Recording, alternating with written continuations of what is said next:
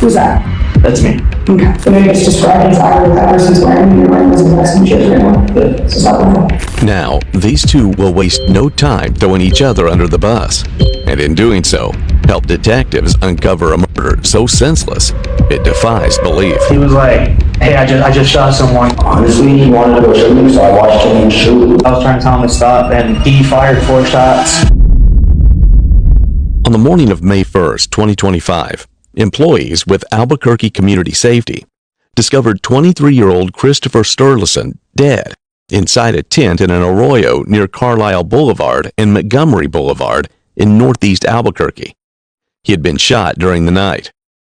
Just hours earlier, police had already responded to reports of gunfire in the same area. Sturluson told officers that several people had been shooting nearby and that he yelled at them to stop.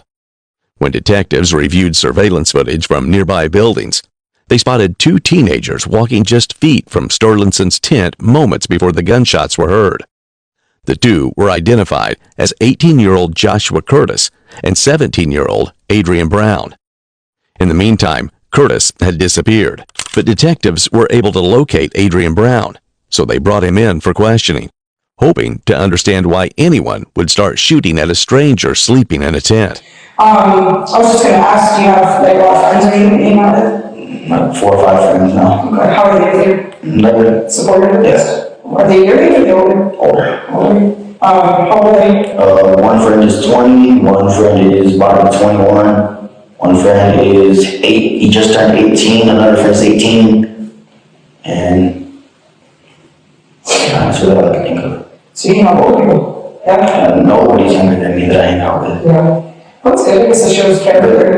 There's younger people are just too immature. They're too, like, I had a little homie, he was always stealing weed products from me. Like, I go buy something for me to smoke, and he'd come by, like, hey, come smoke, bro, you're cool. I come by, like, you be smoking, and then I go to sleep or something, I wake up, everything's gone, he's gone, my stuff's gone, bro. You said little, like this. It's not short, he's short, he's a year younger than me, 16. Oh, okay. I was like, He's just small. okay. I was like, I'm gonna listen. He's not even that much younger than me, I just call him little homie because he's all tiny. Yeah, what's the same side?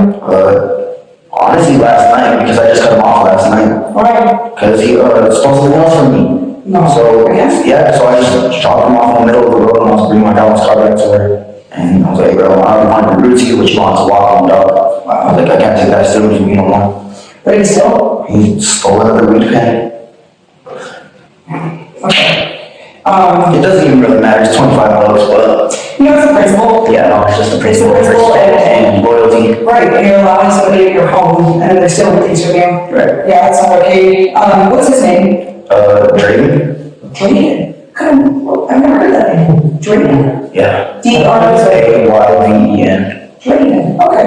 You just last name? Bitsy. What is it? Bitsy. B-I-T-S-I-E. Bitsy. Like Itsy Bitsy. Like Itsy Bitsy. That makes sense. Okay. Drayden Bitsy. What do you think? I met him at San Diego. I went back to school not too long ago to try to get my life back to it, but the trauma from that school wasn't connecting, so I just left. What time were you guys doing last night? Did you pick him up? I dropped him off, but we hung out for pretty much the whole day. I dropped him off where I dropped him off about 8, got home about 8:30. Okay, so you're not all day and drop off at 8:30? Yeah, no, I dropped him off at 8 and got home about 8:30. Where'd you drop off at? Zuni and Carlisle. Okay, so you're home at 8:30? Okay.